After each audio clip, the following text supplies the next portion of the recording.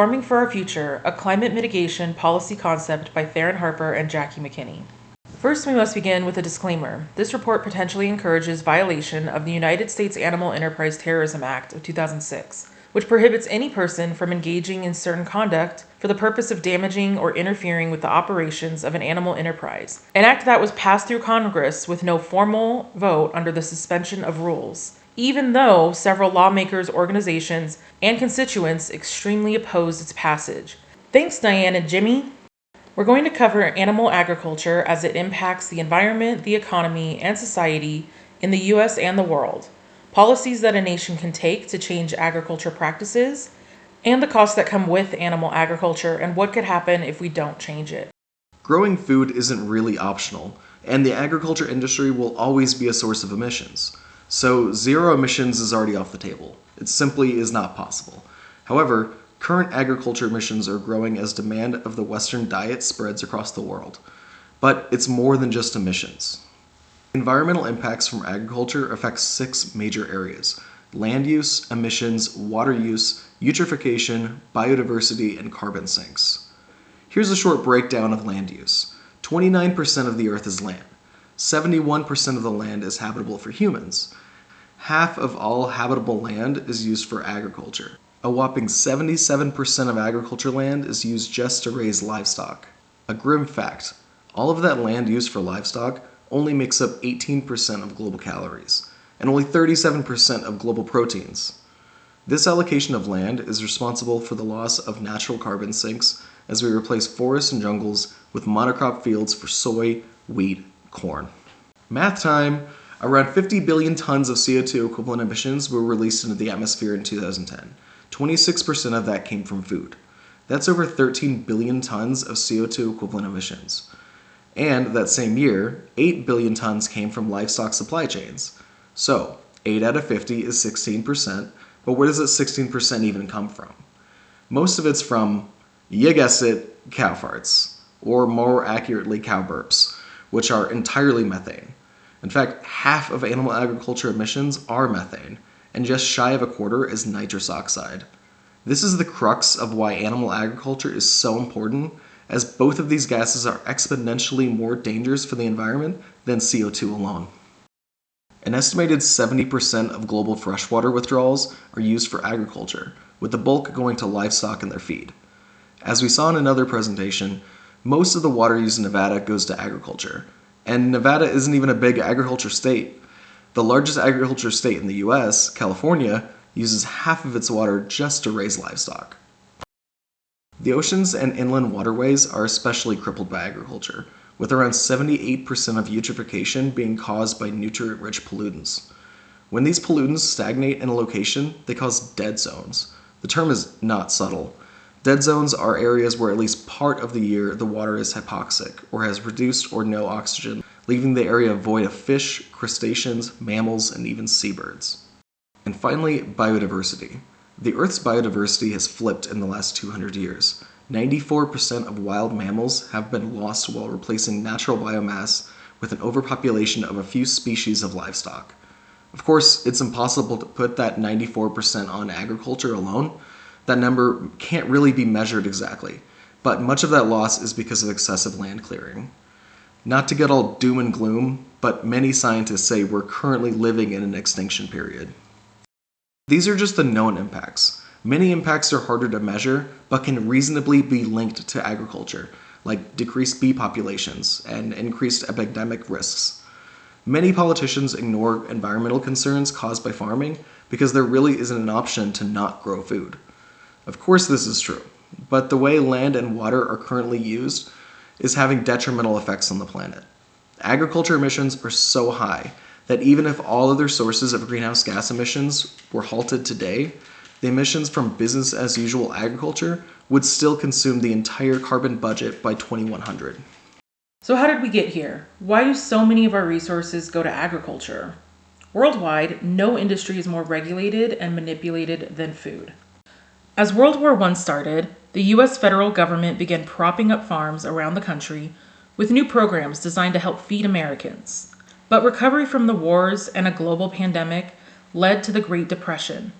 President Roosevelt's New Deal included the first Farm Bill, which increased loan and credit systems and encouraged farms to produce specific crops like corn, wheat, cotton, and rice, as well as raise pigs and dairy cows. New farm bills are passed every 4 years, and for many decades have provided commodity price locks and crop insurance to farmers, giving them subsidies for specific crops targeted in the New Deal, whether or not they're even grown on that land. And I always say to the people at the office, well, wait a second. We have grassland, pasture, and hay. They said it doesn't matter. You're enrolled to soybeans, and that could continue forward for another couple decades, depending on how the farm bill goes. We'll get money for soybeans when soybean prices fall below the trip level and the funding kicks in. Goofy. We don't grow any soybeans. These subsidies create false demand. Crop insurance causes farmers to produce a surplus of food, mostly used for animal feed, with the excess going to grocery stores and fuel production. In this case, commodity price locks mean farmers set their prices higher than they're worth, and the federal government pays the difference. In 1977, President Carter spent $2 billion in 4 years buying excessive processed cheese from dairy farmers and put more than 500 million pounds in storage. Then, in 1981, President Reagan created the Temporary Emergency Food Assistance Program, supplying low-income Americans with the infamous government cheese. Today, taxpayers worldwide subsidize the animal agriculture industry with hundreds of billions of dollars each year, no matter their own personal diet choices. And we're not even going to get into how the global supply chain is so intrinsically connected with the U.S. agriculture industry that our government subsidizes other countries' crops and livestock as well. Consider this. You're a vegan who has avoided eating meat for years, which is great. But the truth is, you still pay for your neighbor's meaty meals. The consumer at the grocery store may look at a $6 steak and think, this is totally worth it. However, without the subsidies from the federal government, that $6 steak is more like $18 to $24, and the taxpayers are paying the difference. But we've always maintained meat in our diets, right? Isn't eating meat part of human history and evolution? Well, to a certain point, yeah, but not exactly. It's true eating meat products is correlated with human evolution, but the rate of consumption has given rise to the impression that a carnivorous diet isn't just sustainable, but it's also healthy. Besides the obvious barrier of diet behavior, the public will struggle to distance themselves from their current eating habits, and probably claim traditions are being erased. However, removing chicken from a traditional cultural dish doesn't remove the spices that give it the flavor, the preparation method that gives it distinction, or the socialization effect from eating the meal with friends and family. Also, if you're the type of vegan that you will trick your meat-eating friends into eating vegan dishes by just lying to us and telling them there's meat in it, that is a shit way to play the game, and I 100% respect it. And of course, the world at large only recently started including so much meat in their regular diet. In 1912, the United States consumed almost 10 billion pounds of meat, and 100 years later, in 2012, the number was over 50 billion, an almost 5-fold increase. For centuries, family farmers treated meat as a luxury, saving it for special occasions and slaughtering animals when it was timely, not eating an entire chicken every day. But milk builds strong bones, right? Don't we need to eat meat to survive? How will we get enough protein if we eat less meat? The Got Milk campaign really did a number on Americans. Biologically, humans don't need milk from other animals. Approximately 68% of people worldwide and 36% of people in the US are lactose intolerant. The protein deficiency myth has also run wild in the US. Most Americans get twice as much daily protein and half the daily fiber they need because they get condensed protein from animals instead of straight from the source, plants. All protein is made by plants. I'll state that again for the record. All protein is initially made by plants, all of it. And it is not necessary to eat animal tissue in order to get protein. Only plants have the ability to actually take nitrogen from the air, break those molecules apart, and incorporate that nitrogen into amino acids and then make protein. Any protein you get from an animal is simply recycled plant protein. And finally, what about the people working on or living near farms? The farms are vital to local communities they're located in, right? The animal agriculture industry uses the image of mom and pop farms, but this is largely propaganda used to convince consumers they're getting their products from wholesome people and practices. Immigrants account for 73% of agriculture workers in the US, and 50% of these workers are estimated to be undocumented, allowing farm owners to exploit the majority of their employees with low wages and little to no labor rights. The truth is, industry practices hurt the workers they employ and residents in those communities alike. As mentioned before, animal waste and fertilizers drain into waterways, poison the soil, and can cause disease to anything consuming the groundwater. Many of the people affected are predominantly of poor and disenfranchised communities, making animal agriculture an environmental justice concern as well. So you may be thinking, this is just too much information and the problem is so big. We've basically just told you that animal agriculture is a global industry that uses most of the world's habitable land, has convinced us that meat and dairy are part of a necessary, healthy diet, and is so incredibly subsidized and protected that the US government passed a law against damaging or interfering with the operations of an animal enterprise, all despite being one of the biggest threats to our environment and main causes of anthropogenic climate change. Whew, what could we possibly do? Well, luckily, the United States is well positioned to make major changes that can influence the rest of the world. All of the programs the US already has in place can be used to make these changes too. The systems already exist. We just need to reprioritize a little.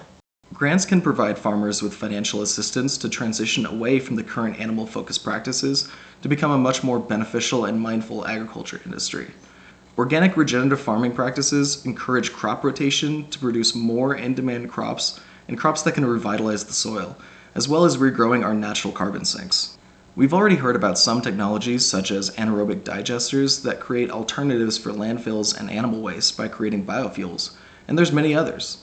These adaptive designs should not only be encouraged, but mandated on animal farms, especially if we're going to keep eating cows. Current conservation grants should increase as environmental studies provide more solutions. Allowing nature to retake large parts of private property should be promoted.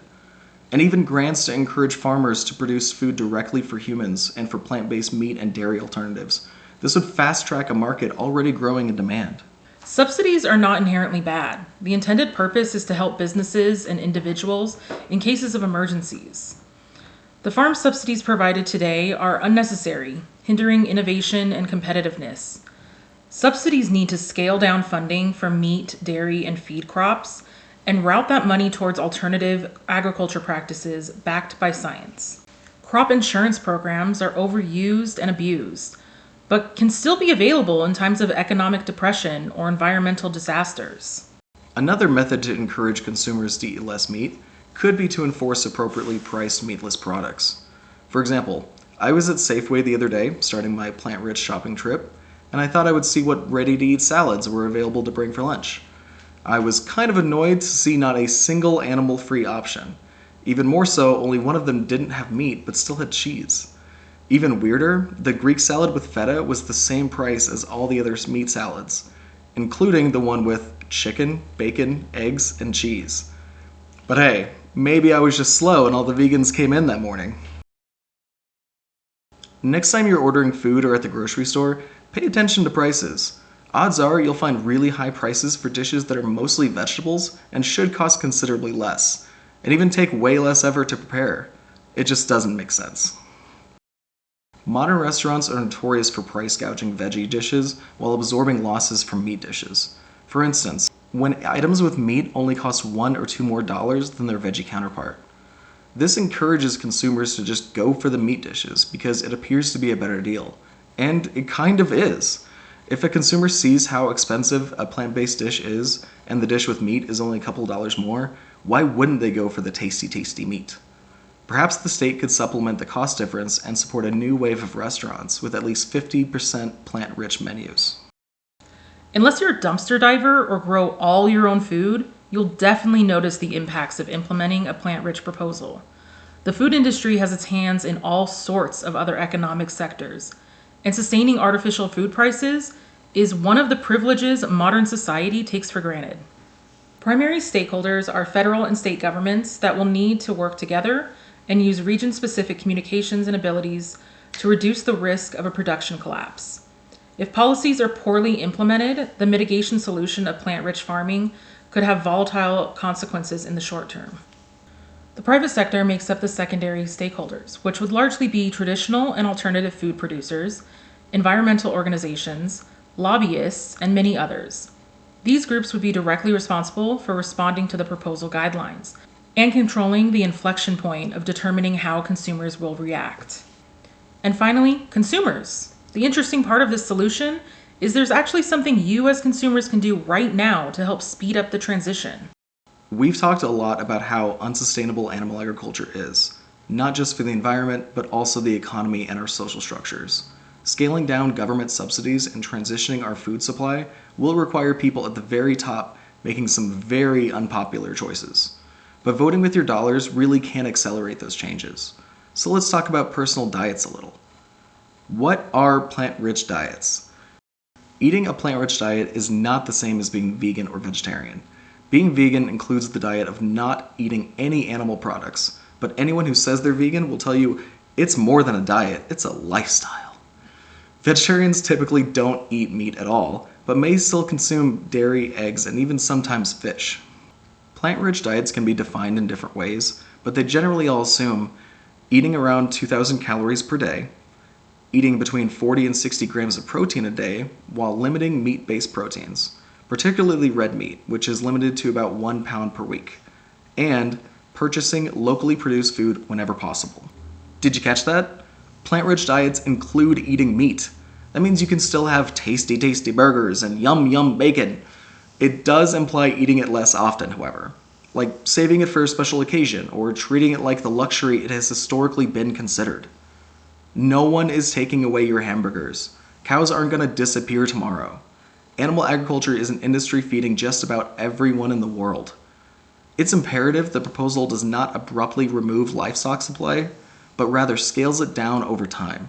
In the next section, a possible timeline is offered, but not limited to a 30-year plan. On September 30th, 2022, the next Farm Bill will be reauthorized, giving us roughly 5 months to voice concerns and solution ideas that could be implemented in this legislation. USDA dietary guidelines renew every 5 years. With new guidelines being determined for 2025, we should petition for scientists not paid by the food industry to make these recommendations. This time will be vital to build support from the public and encourage local and state governments to act sooner. We would also continue research as the effects of animal agriculture on climate change are still under-tracked. In another 4 years, the 2026 Farm Bill will be up for renewal, and at this time, more ambitious changes will be expected. These will include drawdown and/or replacement proposals to farm subsidies. Our goal is to transition current animal agriculture subsidies by at least 30% by 2030. Then, by 2040, farm subsidies will be completely transitioned to similar recommendations by the IPCC and Project Drawdown. With animal agriculture mostly transitioned, by 2050, we need at least a 50% global adoption of plant-rich diets, and ideally, a 75% global adoption. To get to this goal, we need to start now. No matter which way you want to spin it, scaling down animal agriculture will happen. The difference will be if we do it with moderation and innovation, or are forced to do so because of a lack of water, land, or other climate change related factors. A study from Stanford University published in February of this year found that drawing down the animal agriculture industry over the next 15 years could have the same effect as a 68% reduction in carbon emissions through the year 2100. So obviously scaling down meat and dairy from global diets reduces greenhouse gas emissions and also restores land currently used for animal agriculture. The indirect health costs alone could potentially save the US an estimated $48 trillion if the majority of citizens adopt plant-rich diets. This would largely reduce the impacts of obesity, heart disease, diabetes, cancer, and much more. Consumers will notice their meat purchases increase in cost while alternatives slowly become cheaper, until they instinctively buy alternatives and save meat purchases for the weekend, social get-togethers, or other occasions. The transition will require an educational component promoted by federal, state, and local sources. As the shift happens, prices should adjust naturally, and plant-rich foods will be more affordable than animal products. Currently, it's estimated between subsidy programs, healthcare, environmental impacts, and other externalities, the U.S. spends around $400 billion annually supporting the animal agriculture industry. The cost of these proposals cannot be easily calculated, as not all of those costs would disappear. However, most of the money the U.S. government currently funnels into the meat and dairy industries, the proposal would eliminate or transition to the grant and subsidy programs discussed, meaning the cost of business as usual is much higher. According to the most recent March 2022 IPCC report, we won't stay under the 2 degrees Celsius goal without addressing high meat diets and animal agriculture. Even after all this, limiting animal commodities may still sound extreme to a lot of meat lovers, but it's really not. Changing eating behavior to a plant-rich diet reduces personal emissions more than extending the life of a wardrobe for 5 years, only riding a bike instead of driving a car, and never using an air conditioner, combined. And the more we limit eating meat and dairy as much as possible, the more likely we can keep the Earth from looking like the world in Mad Max. Drawing down emissions from food requires implementing multiple solutions simultaneously. Plant-rich diets alone won't solve climate change, but we can't solve climate change without adopting plant-rich diets.